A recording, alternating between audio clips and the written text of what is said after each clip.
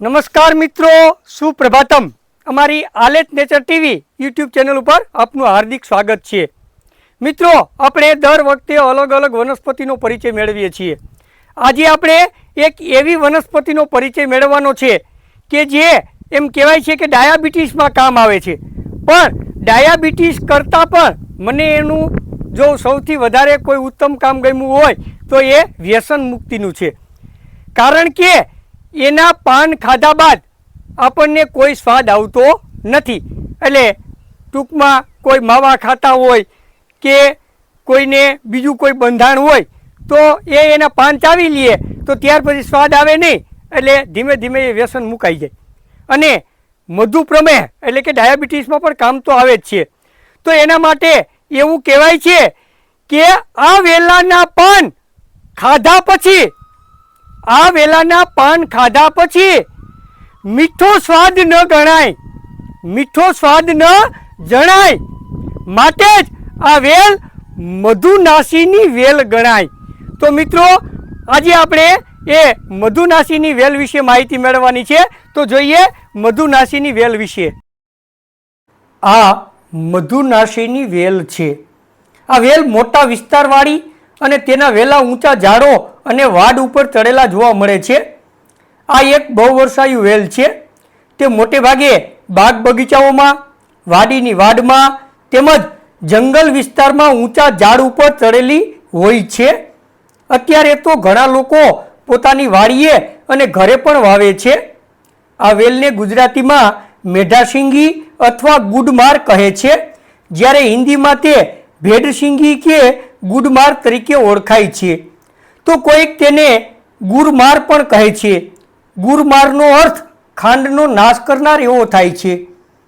સંસ્કૃતમાં તે મેષ શૃંગી તરીકે ઓળખાય છે. તેની શીંગો મેષ એટલે કે ઘેટાના શીંગડા જેવી હોય આ નામ પડ્યું હશે. તો મધુનાશીની અને અજગંધીની એવા સંસ્કૃત નામે પણ તે ઓળખાય છે.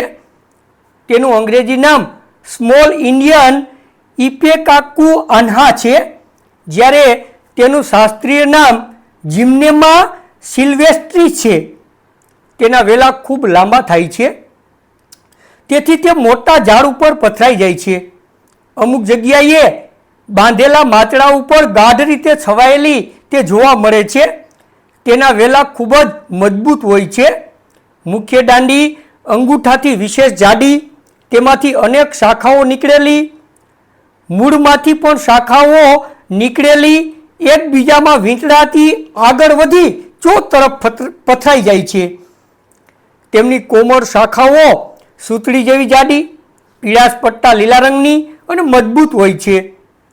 પાન આંતરે આવેલા, 1 થી 1.5 ઇંચ લાંબા, અડધોથી 1.5 ઇંચ પહોળા, તળિયે ગોળાઈ લેતા, વચ્ચે પહોળા અને ટોચે અણી થતા કે બુઠ્ઠા લીલા રંગના હોય છે.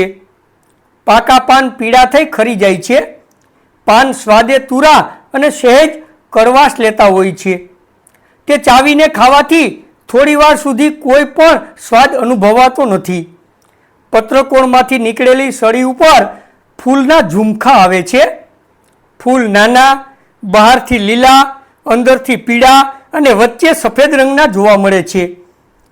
તેમાં ફળ શીંગ રૂપે આવે છે. આ શીંગ 1.5 થી 2 ઇંચ લાંબી, તળિયે પહોળી અને ટોચ તરફ જતા સાંકડી થતી અણીદાર હોય છે. શીંગ મોટે ભાગે એક સાથે બબ્બે જોવા મળે છે. શીંગ પ્રથમ લીલા રંગની પણ પાકતા ફીકા રંગની થઈ જાય છે. શીંગમાં આંકડાના ફળમાં હોય તેવું રૂ અને પાતળા ચપટા ઈંડાકાર બીજ હોય છે. એપોસિનેસી વર્ગની આ વનસ્પતિનું કોઈ પણ અંગ તોડતા સફેદ દૂધ એટલે કે ક્ષીર નીકળે છે, જે લાંબા સમય સુધી સુકાતું નથી. આ વનસ્પતિનું પાન ચાવીને ખાઈ લીધા બાદ થોડા સમય સુધી તેમાં કોઈ સ્વાદ અનુભવાતો નથી. તમે ખાંડ કે ગોળ ખાઓ તો પણ તેનો સ્વાદ આવતો નથી. મધુનાશિનીના ઔષધિ ગુણની જો વાત કરીએ તો તે સ્વાદે સહેજ કડવી, તુરી, તીખી, હળવી, લુખી, ગ્રાહી, દીપન, ઉષ્ણ, વાતશામક, યકૃત, હૃદય, ગર્ભાશયને ઉત્તેજક, કફઘ્ન, મૂત્રલ, વિષઘ્ન અને ઉલટી કરતા છે. તે વાત, કફ, વિષમજવર, મધુપ્રમેહ, પથરી, હૃદયરોગ, વિષ, દાહ, હરસ, કમળો તેમજ આંખોના રોગો દૂર કરનારી મનાઈ છે.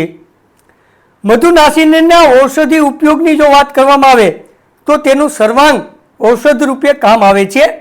તેના મૂળ, પાન અને છાલનો વિશેષ પ્રમાણમાં ઉપયોગ થાય છે. મધુનાશિનીની છાલનો ઉકાળો કરી પીવાથી અથવા છાલનું ચૂર્ણ મધ સાથે લેવાથી ઉલટી થઈ કફ દૂર થાય છે. કફ દૂર કરવામાં તેનો ઉપયોગ વિશેષ થાય છે.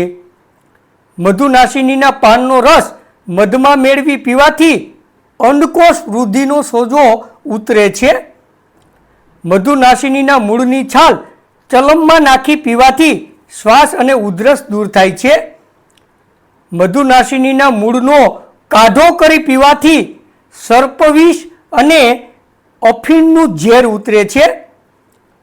મધુનાશિનીની છાલનું ચૂર્ણ મધ સાથે ચાટવાથી જૂની ખાંસી તેમજ શ્વાસરોગ મટે છે.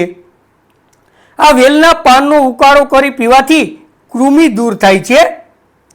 મધુનાશિનીના પાનમાં જિમ્નેટિક એસિડ હોય છે, જેથી પાન ચાવ્યા બાદ જીભ ઉપર કોઈ સ્વાદ પરખાતો નથી. માટે તેનો ઉપયોગ ડાયાબિટીસમાં કરવામાં આવે છે. ડાયાબિટીસની આ ઉત્તમ દવા ગણાય છે. તેમ છતાં પણ તેનો શ્રેષ્ઠ ઉપયોગ વ્યસન મુક્તિ માટે થાય છે. તેનું પાન ખાધા બાદ કોઈ સ્વાદ અનુભવાતો ન હોય, વ્યસની તે પાન ખાય તો તેના વ્યસનની તલબ ધીમે ધીમે દૂર થઈ વ્યસનની લત છૂટે છે. મધુનાશિનીના પાનનો રસ સોજા ઉપર તેમજ જખમ ઉપર લગાડવાથી ખૂબ જ ફાયદો થાય છે. આમ મધુનાશિનીની વેલ એક ઉત્તમ ઔષધીય વનસ્પતિ છે, પરંતુ તેનો વિશેષ ઉપયોગ કરવાથી મોર આવવી, અરુચિ, ઉલટી થવી જેવી અસરો થાય છે.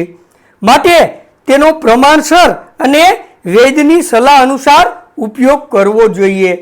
બાકી તો આ વેલનો ઘણી બધી ઔષધીય દવાઓ બનાવવામાં ઉપયોગ થાય છે. તો આવી અગત્યની માહિતી તમે મેળવતા રહો અને આપણે આપણો સફર છે એ આગળ વધારતા રહીએ. તો મિત્રો, આજે આપણે મધુનાશિની વેલ એટલે કે મેઢાશીંગી વિશે માહિતી મેળવી. અને પહેલાંના સમયમાં તો એ શેઢે પારે બધે જ થતી, પરંતુ હવે નથી થતી. હવે તો કોઈ શોખીનો છે એ પોતાના ઘરે ને એમ વાવે છે. અને મેઢાશીંગીના વેલા ખૂબ વિશાળ હોય એટલે એનો આપણે ઉપયોગ કરીએ. મિત્રો, આયુર્વેદની અંદર આવી તો ઘણી બધી વનસ્પતિઓ છે કે જે ખૂબ ઉપયોગી છે, અને એનો જો ઉપયોગ કરીએ તો આપણી ઇમ્યુનિટી જળવાઈ રહે અને આપણું સ્વાસ્થ્ય છે એ જળવાઈ રહે. અત્યારે આપણે જે એલોપેથિક દવાઓ લઈએ છીએ એ તાત્કાલિક રિઝલ્ટ તો આપે છે, પરંતુ જ્યારે આપણી ઉંમર થાય ને ત્યારે એની આડઅસરો આપણને દેખાય. તો મિત્રો, બને ત્યાં સુધી આપણે આપણું સ્વાસ્થ્ય છે એ આરોગ્ય આયુર્વેદથી જાળવીએ, જેથી કરીને આપણી જે ઉંમર છે એમાં પાછલા ભાગમાં આપણે હેરાન ન થવાનું રહે. તો મિત્રો, આવી અગત્યની માહિતી મેળવતા રહો. અને હા, આપણું સૂત્ર છે યાદ છે ને કે મારું સ્વાસ્થ્ય મારા હાથમાં. તો તમારું સ્વાસ્થ્ય જાળવો અને તંદુરસ્ત રહો. આવતા મંગળવારે ફરી પાછા મળશું. ત્યાં સુધી રજા આપશો. નારાયણભાઈના જય શ્રી કૃષ્ણ.